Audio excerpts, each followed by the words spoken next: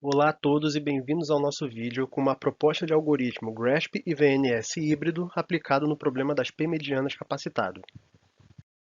Neste vídeo, iremos apresentar uma proposta de algoritmo para o problema das p-medianas capacitado, também conhecido como problema de localização capacitado ou PLC, utilizando-se uma meta-heurística híbrida GRASP com VNS, além de mostrar todos os conceitos por trás. Falaremos do problema em questão, dos algoritmos GRASP e VNS e, por fim, da nossa proposta. O problema das p-medianas capacitado é um problema de localização, sendo uma variação do problema das p-medianas clássico. Existem diversas soluções propostas para a resolução desse problema, e nós iremos propor uma alteração do algoritmo que descrevemos em nosso trabalho 2, onde cobrimos apenas a solução utilizando a meta-heurística GRASP. Aqui, propomos um algoritmo híbrido usando o GRASP como base e o VNS para tentar melhorar o desempenho, substituindo a busca local padrão do algoritmo original. Os problemas de localização podem ser capacitados, ou seja, as restrições de capacidade de cada instalação, escolas, hospitais, etc., são considerados no problema, ou não capacitados, ou seja, as restrições de capacidade de cada instalação não são consideradas na resolução do problema. Resolver um problema de localização levando-se em conta as restrições de capacidade é mais difícil, porque o número de restrições do problema aumenta. O foco desse trabalho é em problemas de localização capacitados. Como dito anteriormente, propomos um algoritmo híbrido, onde iremos utilizar como base a meta-heurística GRASP em conjunto com o VNS. O problema das p-medianas é um problema clássico de localização, onde o objetivo é localizar p-instalações ou recursos de forma a minimizar a soma das distâncias de cada vértice à sua instalação mais próxima. O problema é formulado como segue.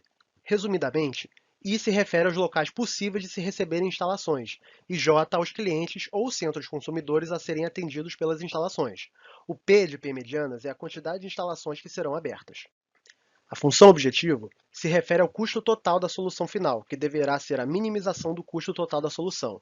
Mi e J é a matriz de custo, que é simétrica, e X e J indica qual instalação I atende ao cliente J, sendo também uma matriz, possuindo o valor 1 se o cliente J for atendido pela localidade I e 0 se não for. As restrições 2.1 e 2.3 asseguram que cada vértice J seja atribuído somente a uma instalação I, que necessariamente deve ser uma mediana. A restrição 2.2 determina o número exato de medianas que devem ser localizadas, ou seja, exatamente p instalações que serão abertas. A restrição 2.4 nos indica a condição binária das atribuições de x e j. O problema de localização de instalações consiste em localizar um conjunto de instalações dentre m possíveis para satisfazer todas as demandas de n clientes. Em problemas de localização capacitada, a capacidade de cada instalação é limitada, ou seja, cada instalação poderá atender aos clientes conforme a sua capacidade. Os custos envolvidos nesse problema seriam a construção de instalações, os custos de transporte, além da capacidade de cada instalação atender aos clientes. O problema que descrevemos anteriormente pode ser representado matematicamente conforme segue nesse slide. Ele é derivado da formulação matemática do problema das p-medianas. Nele temos uma função objetivo sujeita a 5 funções de restrição que impõem as regras do problema de localização capacitada. Dentre as restrições, temos que a primeira significa que cada cliente deve ser atendido por uma ou mais localidades. A restrição 2 significa que a ésima instalação, com uma capacidade SI, tem que atender a um conjunto de demandas DJ, tal que este conjunto não ultrapasse SI. Ou seja, ela tem que atender a um conjunto de demandas que não ultrapasse sua própria capacidade. A restrição 3 significa que o conjunto total de demandas DJ a ser atendidos deve ser menor ou igual a todas as instalações SI escolhidas, ou seja, o conjunto de demanda tem que ser menor do que o conjunto de capacidades de suprimento. A restrição 4 significa que, se uma instalação for aberta, x e j deve ser no máximo igual a 1. E por fim, a restrição 5 significa que o domínio de y e é 0 ou 1 e o de x e j está entre 0 ou 1, isto é, uma instalação pode atender parcialmente a uma demanda. Podemos observar também que o problema de localização consegue modelar melhor a realidade, aplicando mais complexidade à escolha do local de instalação, e, portanto, torna-se muito mais difícil e custoso de se resolver. Agora que apresentamos os problemas que desejamos resolver, vamos explicar a nossa proposta de solução, que no caso é a meta-heurística GRASP, que pode ser geneticamente como abaixo. Uma solução S, construção de uma solução S usando um algoritmo guloso aleatório, Aplica-se um procedimento de busca local a partir do S, da solução S que nós já tínhamos, obtendo um S', e depois dentro desse S', nós selecionamos um para continuar e repetir o processo. Aqui vou explicar um pouco mais a fundo. No passo 1 da meta-heurística, uma solução é construída a partir de um procedimento guloso, onde a etapa de seleção construtiva desse algoritmo é aleatorizada, ou seja, a próxima escolha gulosa é randomizada entre as possíveis escolhas. No passo 2, uma melhoria é testada dentro da solução S construída, utilizando procedimentos de troca ou refinamentos genéricos de solução, os quais podem ser procedimentos específicos relativos ao problema em análise. No passo 3, mantém-se a melhor solução atingida até o momento e continua o seu processo enquanto não for atingido o número de iterações. A grande vantagem do GRASP está justamente nesse aproveitamento do desempenho das heurísticas gulosas, geralmente polinomiais de baixo índice. A facilidade de paralelização e a pouca dependência a parâmetros de amostragem e ajuste, como espaço de aleatorização e número de iterações, desta meta-heurística são outros importantes pontos de vantagem, os quais podem ser explorados para atingir o nosso objetivo. Apresentada a meta-heurística do GRASP, nós vamos falar sobre a outra meta-heurística com a qual faremos nosso algoritmo híbrido, que é a meta-heurística do VNS. Ela pode ser genericamente colocada como segue. Nós temos uma solução inicial e um número de estruturas de vizinhança. Essas estruturas de vizinhança nós vamos explicar mais à frente o que elas são. Enquanto nós não satisfizermos um critério de parada, nós vamos gerar um vizinho para essa solução corrente atual. E a partir desse vizinho nós vamos fazer uma busca local e avaliar a partir da função de custo. Se essa busca local sobre esse vizinho gerado tiver um resultado melhor do que a função de custo sobre a solução corrente, nós substituímos uma função pela outra. E, se não for o caso, nós vamos seguir para a próxima estrutura de vizinhança para gerar um novo vizinho e fazer uma nova busca local e uma nova avaliação. Aqui nós escrevemos um pouco mais, né? O algoritmo VNS ele efetua mudanças sistemáticas na vizinhança de uma solução, fazendo uma busca local para encontrar novas soluções para o problema.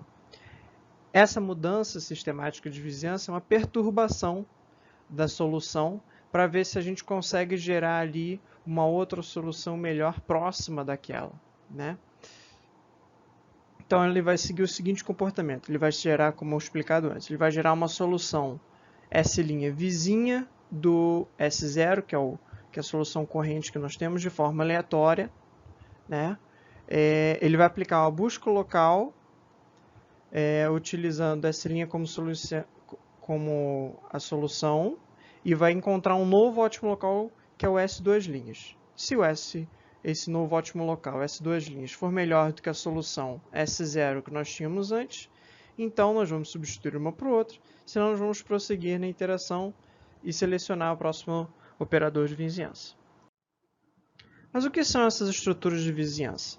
Essas estruturas de vizinhança, elas dão uma padronização, vamos dizer assim, para a perturbação que nós vamos gerar, para ela não ficar 100% aleatória, né? Então aqui nós definimos 3 estruturas de vizinhança e eu vou explicar uma de cada vez. A primeira seria a realocação, seria a vizinhança 1, que vai consistir na realocação de um cliente J de uma mediana R1, que pertence ao conjunto de medianas que já estão escolhidos para a solução, e vai realocar esse cliente para uma outra mediana já pertencente à solução. Ele está realocando um cliente entre medianas. Na estrutura de vizinhança 2, que nós chamamos de troca, ela vai trocar um cliente de uma mediana, já do conjunto do NP, do conjunto de medianas escolhidos para a solução, por outro cliente de outra mediana. Então, eles vão trocar em clientes entre si. Bem lógico. E a terceira estrutura de vizinhança, que é denominada substituição, vai consistir em substituir uma mediana pertencente ao conjunto de medianas escolhidos para a solução por uma instalação candidata que pertence ao conjunto de medianas disponíveis, ou seja, das medianas que não foram selecionadas ainda para a solução. Esse é o último nível de perturbação que nós temos. E, finalmente, para o nosso algoritmo híbrido, aqui vai um resumo, né? Ele é uma mistura do GRASP com a VNS, então nós vamos inicializar os conjuntos das variáveis, nós vamos montar um vetor de custos por instalação, ordenado pelo valor do custo de cada relativo por unidade, levando em consideração o balanceamento da oferta e demanda, como fizemos para o GRASP. E aí, com essas entradas e vetores inicializados, nós vamos para a fase da construção da solução inicial, onde vamos utilizar o algoritmo de construção do GRASP novamente para gerar conjuntos medianos da solução inicial. Com essa solução encontrada, nós vamos entrar para o VNS e tentar gerar essas perturbações e essa melhoria na solução a partir do que acabamos de ver. Nós vamos fazer a perturbação para achar o vizinho, seguindo as estruturas de vizinhança. Vamos fazer a busca local sobre esse vizinho e fazer a avaliação, procurando sempre melhorar. No final, nós vamos imprimir o resultado, mostrando a melhor solução que encontramos até o momento. E aqui nós podemos ver o nosso algoritmo, né, em pseudocódigo. Nós temos diferentes entradas, que são os conjuntos e as variáveis que nós vamos utilizar. E a saída nós vamos ter a solução ótima, que vai ser composto por um vetor de medianas, né, que compõe a solução final, e um vetor de custos, para nós termos uma noção aí de quantos ficaram os custos finais.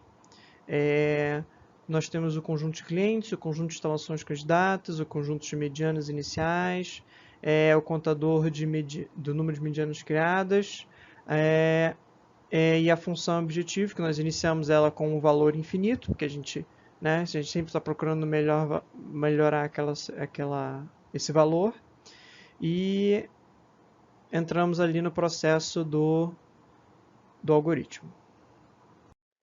Os resultados computacionais do artigo original, que utiliza apenas a meta-heurística GRASP, foram descritas em nosso trabalho 2. Em nosso paper, descrevemos resultados oriundos de um artigo com uma proposta semelhante de hibridização. Os links para os 2 artigos estão nas referências ao final desse vídeo. Para concluir, conforme os resultados derivados dos outros projetos que citamos, a aplicação de uma implementação híbrida gera melhoria nos tempos de execução e desempenho geral dos resultados, sem perda significativa de acurácia. Infelizmente, pela nossa ausência de dados, não pudemos realizar a testagem da nossa própria proposta de implementação híbrida. Por fim, tivemos que nos basear nos resultados apresentados no trabalho original e em trabalhos relacionados, levando em consideração a proximidade teórica das implementações. Muito obrigado a todos pela atenção e um agradecimento especial ao professor pelo curso de pesquisa operacional.